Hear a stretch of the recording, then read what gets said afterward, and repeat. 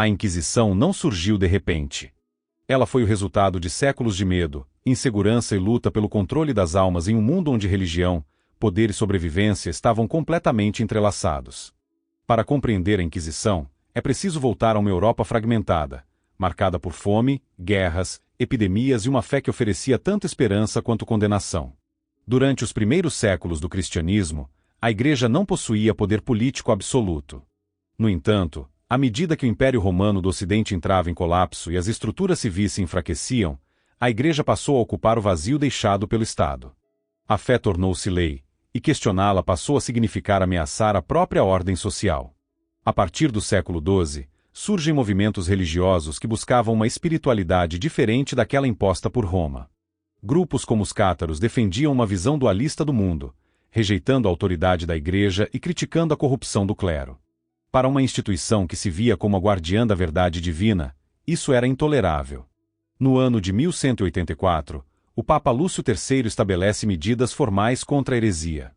Pela primeira vez, a perseguição deixa de ser episódica e passa a ser sistemática. A fé começa a ser vigiada, catalogada e julgada. Se você valoriza conteúdos históricos profundos e sem romantização, deixe seu like agora. Isso fortalece o canal Sombras da Civilização. O verdadeiro nascimento da Inquisição ocorre no ano de 1231, quando o Papa Gregório IX cria oficialmente o Tribunal do Santo Ofício. A partir desse momento, inquisidores são nomeados com autoridade quase absoluta. Eles não respondem a reis ou nobres, apenas à Igreja. O método inquisitorial inverte completamente a lógica da justiça. O acusado não é considerado inocente até prova em contrário. Pelo contrário, a suspeita já é vista como um sinal de culpa. Denúncias anônimas são aceitas. O silêncio é interpretado como resistência à verdade divina. As pessoas passam a viver com medo constante.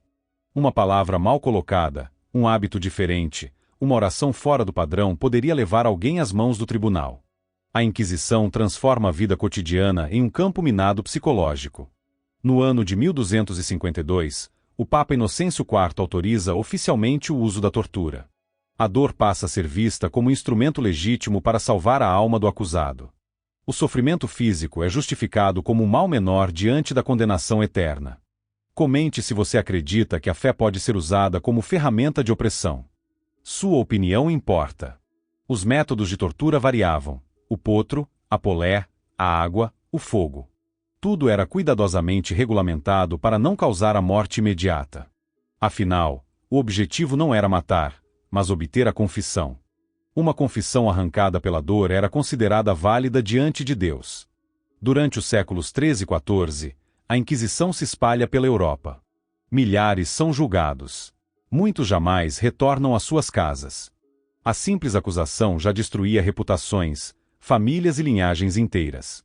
As mulheres tornam-se alvos frequentes. Curandeiras, parteiras e viúvas são acusadas de bruxaria. Em uma sociedade profundamente patriarcal, o conhecimento feminino sobre ervas, cura e parto passa a ser visto como ameaça. A Inquisição ajuda a consolidar séculos de perseguição às mulheres. No final do século XV, surge a face mais brutal da Inquisição. No ano de 1478, os reis Fernando e Isabel criam a Inquisição Espanhola. Diferente da anterior, ela serve diretamente ao Estado. A fé se torna uma ferramenta política. Se este conteúdo está te fazendo refletir, compartilhe o vídeo. A história precisa ser lembrada. Judeus e muçulmanos convertidos ao cristianismo são perseguidos sistematicamente. Qualquer traço cultural diferente é visto como prova de heresia. Comer certos alimentos, tomar banho em dias específicos ou falar outro idioma poderia significar prisão. A Inquisição cria um clima de paranoia coletiva. Ninguém confia em ninguém. Denunciar passa a ser uma forma de autoproteção. O medo corrói a sociedade por dentro. No século XVI, a Inquisição atravessa oceanos. No ano de 1536, é criada a Inquisição Portuguesa. Ela chega às colônias, inclusive ao Brasil, onde indígenas, africanos escravizados e cristãos novos tornam-se alvos. Inscreva-se no canal agora para não perder os próximos episódios sobre os lados ocultos da história. O pensamento científico também entra na mira do Santo Ofício.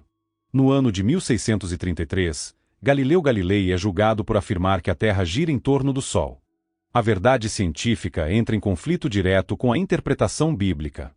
Galileu não é executado, mas é humilhado publicamente e condenado ao silêncio. O recado é claro: questionar é perigoso. Aos poucos, o mundo começa a mudar. O iluminismo surge defendendo a razão, a liberdade de pensamento e os direitos individuais. A autoridade absoluta da Igreja passa a ser questionada. No início do século XIX, os tribunais inquisitoriais são desmantelados. A Inquisição Espanhola é oficialmente abolida no ano de 1834. Formalmente, ela chega ao fim.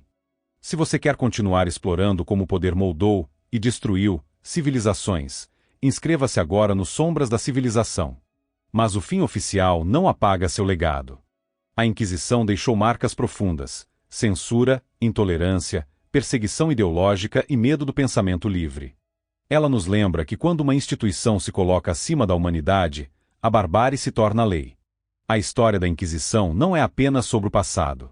É um alerta eterno, porque as sombras da civilização nunca desaparecem completamente. Elas apenas mudam de forma.